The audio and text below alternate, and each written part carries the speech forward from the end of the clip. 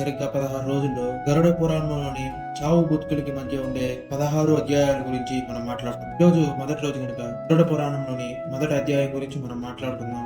మొదటి అధ్యాయంలో కొన్ని విషయాలు తెలుసుకుంటే, మొదటిగా అందులో ఉత్పత్తి గురించి, అంటే మనిషి యొక్క ఉత్పత్తి గురించి, అలాగే ఉత్పత్తి నుంచి పుట్టుక గురించి, ఆ తర్వాత ఆ పుట్టిన కాడి నుంచి అతని జన్మల ఎలా ప్రకారం, అంటే జన్మల యొక్క క్రమ పద్ధతి ఎలా ఉంటుందో, అలాగే ఆ మనిషి చనిపోయి ఆ ప్రాణి చనిపోయిన తర్వాత జరిగే క్రియలు, అలాగే దాన్ని మరణాంతర క్రియలు అని కూడా అంటారు. ఈ మూడిటి గురించి మొదటి అధ్యాయంలో ఉంటుంది. ఈ మూడింటి గురించి మనం కొద్దిగా మాట్లాడుకుందాం. అలాగే ఎక్కువ మంది మనం మాట్లాడుకుంటే, మామూలుగా ఈ పురాణాలు మొత్తం 18 పురాణాలు ఉంటాయి. భగవంతుని లీలా విలాసములతో పూర్వరాజుల పవిత్ర చరిత్ర మరియు మహిమతో కూడిన ఉండవే ఈ పురాణాలు. వీటిలో నారాయణ అంశ కల వేదవ్యాసుడు ఈ 18 పురాణాలు రచించాడు. అందులో ఒకటే గరుడ పురాణం. ఈ పురాణం అనేది గరుడ పురాణం అనే పేరు వినగానే చాలా మంది దీనిని చదవకూడదని, చదివితే మరణ దినానంలో మాత్రమే చదవాలని తలుచుకుంటారు. అదే అసలు కరెక్టే కాదు, అదొక అపోహ మాత్రమే. ఎందుకంటే చనిపోయిన మనిషి ఇందులో ఉండే విషయాలు వినలేడు, కాబట్టి అది ఒక అపోహ మాత్రమే అని మనకు అర్థమవుతుంది. విజ్ఞానదాయకమైన, అంటే మనకెంతో జ్ఞానాన్ని ఇచ్చే పురాణాలు అన్నిటినీ చదివించాలి. ఈ గరుడ పురాణం అనేది 18 పురాణాలలో చుక్కలన్నింటిలో ఉన్న చంద్రుని వలె ఎంతో గొప్పది. మోక్షకాములకు పురాణానికి అనేది మొదటి మెట్టు. తత్వవేత్తకి ఉపయోగపడేది కూడా ఈ పురాణమే. సంసార తాపత్రయం పొందే వాళ్ళకి కూడా ఈ పురాణమే ఉపయోగపడుతుంది.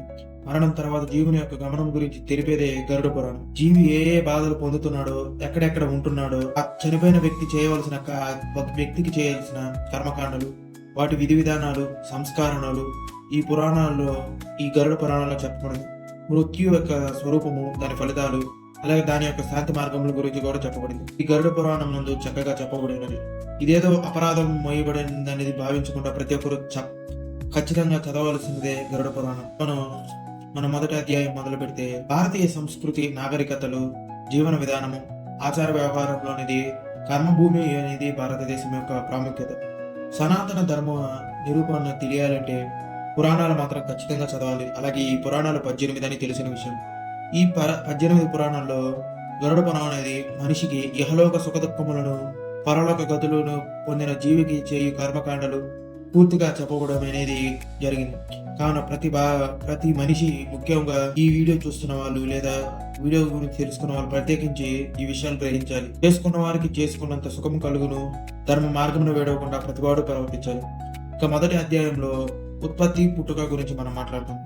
ఈ పూర్తి భూమండలంకి అలంకారం అనేది భారత ఖండం. అంటే ఈ భూమి మొత్తంలో మొట్టమొదటి ఈ అలంకారప్రాయమైనది మన భారతదేశం. మన దేశంలో ఆగ్నేయవర్తం, అంటే అన్ని పుణ్యభూమి అనేది పూలు పళ్ళు విరివిగా కలిగి ఉన్నది. అడవుల్లో నిండి ఉన్నది గాను, ఉద్యానవనాలతో, మంచినీటి చెరువులతో కూడి గొప్పగా ప్రకాశించుచున్నది భూమిలో ఉన్న ఈ భరతఖండం. చూచుటకు తపమును, అంటే తపస్సు చేయడానికి అనుకరించబడిన ఎన్నో వనరులు, అందులో గల మునీశ్వరుడు, ఎల్లవేళలా బ్రహ్మనేత్రుడు, ఆనందరూపుడు, స్వచ్ఛమైన కృష్ణ పరమాత్మ పాదపద్మములకు నమస్కరించుతూ భక్తితో నారాయణ మంత్రం జపించుచు కాలమును గడుపుతూ ఉన్నారు. ఆ తపోవనములన్నిటి యందు నైమిషారణ్యం అనేది ప్రపంచంలోనే ప్రసిద్ధి పొందిన కలిగించు నదిగా నుండి ఆ నైమిషారణ్యంలో సౌనకాది మహామునుడు, నారాయణుడు అంశ అయిన వ్యాసుని శిష్యుడు, సమస్త పురాణములు పోసిన పట్టివాడు, మహాపండితుడు అయిన సూతిని వలన ఎల్లప్పుడూ ధర్మములను వింటూ ఉండేవాళ్ళు. ఒకనాడు వారందరూ సుఖాసీనులై కూర్చొని ఉండి సూత ప్రభువుని చూచి, ఓ సూత మహర్షి, పురాణములు త్రిమూర్తులైన బ్రహ్మ విష్ణు మహేశ్వరుల యొక్క గొప్పతనమును తెలియజేయచ్చు. ఆ పురాణములు రాజసములు, తామసములు, సాత్వికం అనే 3 విషయాలుగా మనకు తెలియజేయమని.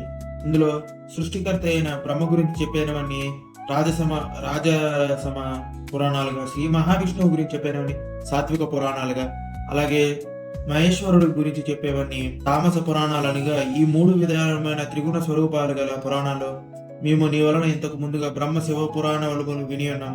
ఇక మీదట తత్వజ్ఞానదాయకమైన తత్వార్థములను తెలియజేసేది విష్ణు పురాణము మాత్రము వినవలసి ఉన్నది. ముక్తినిచ్చేటిదిను, అజ్ఞానము నేడి చీకటిని తొలగించేది సాత్విక పురాణమును నీవు మాకు తెలియజేయము అని కోరారు. నీ వలన వినవలనని మిక్కిలి కుతూహలంగా పడుతున్నాం, సావధానమైన ఉన్నాము. ఓ పుణ్యాత్మ, అసలు ఈ చావు పుట్టుకలకు కారణమేమిటి? పాపలోకము అనేది ఎలా ఏర్పడుతుంది? ప్రేత జన్మము కలుటకు, రోగాలు పుట్టుటకు అసలు ఏంటి కారణం? వ్యాధి నిరోధాన్ని ఎలా చేయాలి, వీటి గురించి పూర్తిగా మాకు తెలియజేయమనేదే మా ఈ కోరిక. అంతలోనే సౌనకాది మహర్షులు చూచి సూత మహర్షి ఇలా చెప్పుతూ ఉన్నాడు. ఓ మునిశ్రేష్ఠులారా, మీరు అడిగిన ప్రశ్నలన్నీ సరిగానే ఉన్నాయి. వీటికల్లా సమాధానములు ప్రతి ఒక్కరూ తెలుసుకోవాలి. పూర్వం ఒకనొక సమయంలో గరుత్మంతుడు శ్రీ మహావిష్ణువు యొక్క పాదాలపై వాలి ఈ ప్రశ్నలను అడిగాడు. సర్వజ్ఞుడై సర్వాంతరామి అయిన శ్రీమన్నారాయణుడు ఈ విధంగా సమాధానం చెప్పాడు. ఇక మనం మొదటి అధ్యాయంలోని 2వ భాగమైన జన్మాల గురించి మనం మాట్లాడుకుంటే, ఓ పక్షిరాజా వినుము, నీవు అడిగిన ప్రశ్నలన్నీ లోకోపకారమైన చేయనవి చావు పుట్టుకలు అనేది ఈ సంసారం యొక్క సాగరం నుంచి బయటపడి ముక్తిని కోరుకున్నవారు వీటన్నిటినీ సావధానములుగా వినవలసి ఉండను. లోకంలోని ప్రాణికోటి జీవికి మృత్యు అనేది తప్పదు. పుట్టు అనేది చావడం కొరకే, చచ్చేది మళ్ళీ పుట్టుకు కొరకే కదా. ప్రతి ఒక్కడు కాలధర్మం చెందవలసిన వాడే. అయినను ఏమాత్రం భయమే లేకుండా స్వచ్ఛమైన మనస్సుతో చావడానికి సిద్ధపడడు మృత్యువేసరని తెలుసుకోలేకపోతున్నాడు. జాతికి సంబంధించిన బాధలు ఎముడికి భయపడడు. మనమునికి చెందిన ఆచార వ్యాపారాలను మానిన వాడే పాపాయుతమైన బాధలు పడుచూ ఉంటారు. బ్రాహ్మణ, క్షత్రియ, వైశ్య, శూద్ర జాతుల గురించి 4 వేదములు చెప్పబడిన వారిలో బ్రాహ్మణులు వేదాలను చదవాలను, ఇతరుల చేత దానములు చేయిస్తూ వారు కూడా దానాలు చేస్తూ ఉండాలి. లోకానికి క్షేమం కలిగించే పనులు కూడా చేస్తూ ఉండాలి. క్షత్రియులు ఈ జగత్తుని కాపాడుతూ ఉండాలి, తమ బలక్రమాలను ఉపయోగించుకొని. సాధువులను కాపాడాలి, యుద్ధాలు చేయాలి, యజ్ఞయాగాలను చేయించాలి. వైశ్యులు వ్యాపారములను చేయించూ ఉండాలి. ఇక శూద్ర జాతి వారు బ్రాహ్మణ, క్షత్రియ, వైశ్య జాతి వారి గురించి వారిని చూచుచూ వారి ఎంత శ్రద్ధతో ఉంటూ మంచి పనులు చేయాలి. వేదముల ఎందు గౌరవం కలిగి వినుచ న్యాయ మార్గమును తప్పక ఎవరైతే జీవించారో వారు మంచి చరిత్ర కలవారై ఉంటారు, పుణ్యాత్ములుగా కూడా అవుతారు. పుణ్యమును కోరుకున్న వారు దురాశను వదిలేస్తారు. ఆశలతో కూడి ఉన్న వాడు ముక్తిని పొందలేడు. దురాశ దుఃఖము చేటు అనేది ఇక్కడి నుంచి వచ్చింది. ఆశ బాధలకు మూలము కారణమనేది అందరికీ తెలిసినది. వైరాగ్య బుద్ధి కలిగి ఉండాలి ఎవరైతే పుణ్యముల కోసం వేలిచి చూస్తారు. జన్మ ప్రకారం అట్టివాడే పుణ్యాత్ముడై సర్వ పాపములు తొలగించుకొని సౌఖ్యములు అనుభవించగలడు. అనంతరం గరుత్మంతుడు విష్ణుమూర్తిని నమస్కరించి ఇలా అడుగుతున్నాడు. దేవా, నీ సూక్తులు దేవతలకు, మానవులకు, రాక్షసులకు, మహర్షులకు కూడా సమానముగా వినవలసినవే. వాటిని విని నేను ధన్యుడగుచున్నాను. నా ఎందు దయతో విషయమంతయు సమగ్రముగా అంటే పూర్తిగా తెలియజేయండి. ప్రభు, జన్మ ప్రకారము గురించి విపులంగా తెలపండి. మనిషి యొక్క జన్మ గురించి విపులంగా తెలపండి అని ప్రార్థించగా శ్రీ మహావిష్ణువు చిరునవ్వుతో మెల్లగా తీయగా ఇట్లు పలికెను. ఓ ఈ గరుత్మంత, ప్రపంచం మొత్తం 84 లక్షల జీవులు కలవు. మానవ జన్మ ఈ 84 లక్షల్లో అన్నిటికంటే గొప్పది. మానవుడు కాగోరు వాడు. ఈ 84 జన్మల యొక్క భేదాలములు ఇలా ఉన్నవి. మంచి ప్రవర్తనముల చేత అనుకూలమైన అర్హతను ముందుగా సంపాదించాలి. జీవభేదములు 4 విధాలు. ప్రతి ఒక్క భేదంలో 21 లక్షల చొప్పున 84 లక్షల జీవాలు కలిసి ఉంటాయి. కొన్ని జీవులు గుడ్డు నుంచి పుడతాయి. పక్షులు లాగే ఇవి కూడా. అవి పక్షులు, పాములు, ఇవి 21 లక్షల ప్రాణులు ఉంటాయి. అలాగే ఇంకొన్ని చెమట నుంచి పుడతాయి. దోమలు లాంటివి, బ్యాక్టీరియా లాంటివి, అవి కూడా 21 లక్షల జీవులు ఉంటాయి.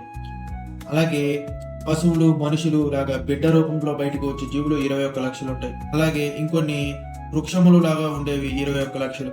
మొత్తం 84 లక్షలు ప్రతి ప్రాణియు పొందవలసి ఉన్నది. ఇక ఓ గరుడ వినుము, జన్మాలలో మానవ జన్మ మిక్కిలి గొప్పదని నీకెంతకు ముందే చెప్పినట్లు, దానికి కారణం మానవునికి ప్రకృతి సౌందర్యంను చూచేందుకు కన్నులున్నవి, వస్తువులను వాసన చూసేందుకు ముక్కు ఉన్నది, దేవాలయాలకు, మహర్షుల ఆశ్రమాలకు వెళ్ళుటకు కాళ్ళున్నవి, దైవను పూజించుటకు, దైవ భక్తులను ఆరాధించేందుకు, దానం చేయడానికి చేతులు గలవు. పైగా మంచి చెడులు గ్రహించుకు తగిన బుద్ధి ఉన్నది. ఈ అవయములన్నీ ఈ చేతులు, కాళ్ళు, కళ్ళు, ముక్కు అనేది మిగిలిన ప్రాణులకు కూడా ఉన్నాయి. కానీ వాటికి ఏది మంచి ఏది చెడు అని తెలుసుకునేంత జ్ఞానం లేదు. మంచి చెడులు తెలుసుకునే శక్తి మానవుడికి మాత్రమే కలదు.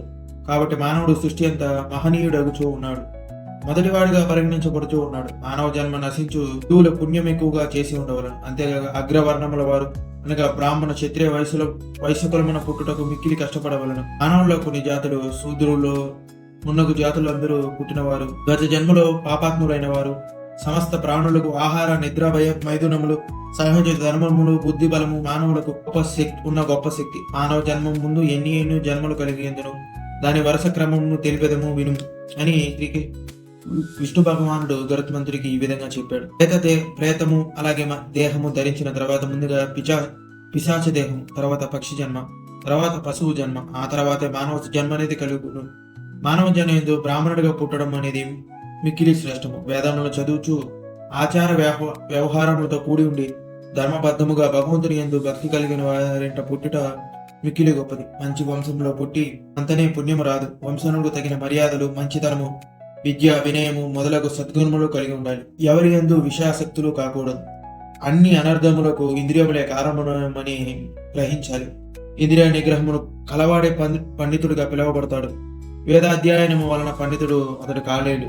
వేద విహితమైన కర్మలను చేయువాడు పండితుడు.